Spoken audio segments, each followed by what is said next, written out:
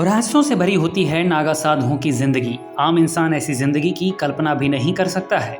नागा सन्यासी बनने के लिए कई चरणों से होकर गुजरना पड़ता है। इसकी ट्रेनिंग काफी कठिन होती है और इस दौरान कई कष्टों से होकर गुजरना पड़ता है। आपको बता दें कि कुंभ के दौरान गंगा स्नान कर अपने सारे पाप धोने और विशेष पूजा के लिए नागा साधु इकट्ठा होते हैं। उनके बिना कुंभ भी अधूरा माना जाता है। पूरे शरीर में भभूत लगाए, कड़ाके की ठंड हो या गर्मी, नग्न अवस्था में सिर पर जटा लिए नागा साधुओं को देखने का अनुभव कुछ अलग ही होता है। कहा जाता है कि भारत के उत्तर पूर्वी राज्य नागालैंड, जहां नागा पर्वत श्रेणियां फैली हैं, वहीं से नागा जनजाति की शुरुआत हुई। नागा शब्द का अर्थ पहाड़ है। कच्छारी भाषा में इसका अर्थ एक युवा बहादुर लड़ाकू व्यक्ति होता है। वहीं कुछ विद्वानों की माने तो नागा सन्यासियों के अखाड़े आदि शंकराचार्य के पहले भी हुआ करते थे, हालांकि उसे अखाड़ा नाम से नहीं पुकारा जाता था। ऐसे साधुओं को बेड़ा अथवा साधुओं का जत्था भी कहा जाता था। पहले साधुओं के जत्थे में पीर त्वदीर हुआ करते थे। मान्यताओं के अनुसार मुगल काल से अखाड़ा शब्द का चलन शुरू हुआ। सबसे पहले इसके लिए अखाड़ा उस व्यक्ति के परिवार की जांच पड़ताल करता है जो नागा सन्यासी या साधु बनने का इच्छुक है। यदि उन्हें लगता है कि संबंधित व्यक्ति बन सकता है, तभी उन्हें अखाड़े में प्रवेश की अनुमति दी जाती है। फिर उसके ब्रह्मचर्य की परीक्षा ली जाती है। इस परीक्षा में करीब 6 महीने से 12 साल तक का समय लग सकता है।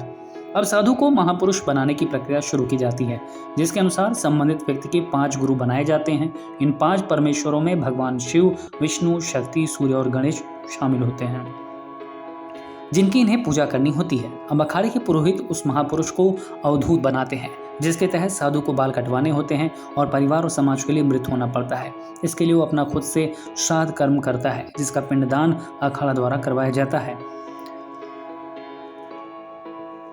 नागा साधुओं को इसके बाद 24 घंटे अखाड़े के ध्वज के नीचे नग्न अवस्था में खड़ा करवाया जाता है, जहां वरिष्ठ नागा सन्यासी द्वारा उनकी लिंग की एक विशेष नस को खींच दी जाती है, जिससे वो यौन सुख जीवन भर नहीं ले सकता और नपुंसक हो जाता है और दिगंबर बन जाता है। दिगंबर साधु के भविष्य की सारी तपस्या गुरुमंत्र पर ही आधारित हो जाती है। उन्हें सुबह स्नान करने के बाद शरीर पर भस्म लगाना होता है, रुद्राक्ष भी धारण करना होता है। यदि वे वस्त्र धारण करना चाहते हैं तो केवल गेरुआ रंग का वस्त्र ही पहन सकते हैं, अथवा वस्त्र धारण करने की भी अनुमति नहीं होती है। भिक्षा मांगकर ही नागा साधुओं को अपनी भूख मिटानी होती है। वो दिन भर में एक समय ही भोजन करते हैं। अगर 7 घरों में उन्हें भिक्षा न मिली तो उन्हें भूखा ही सोना पड़ता है।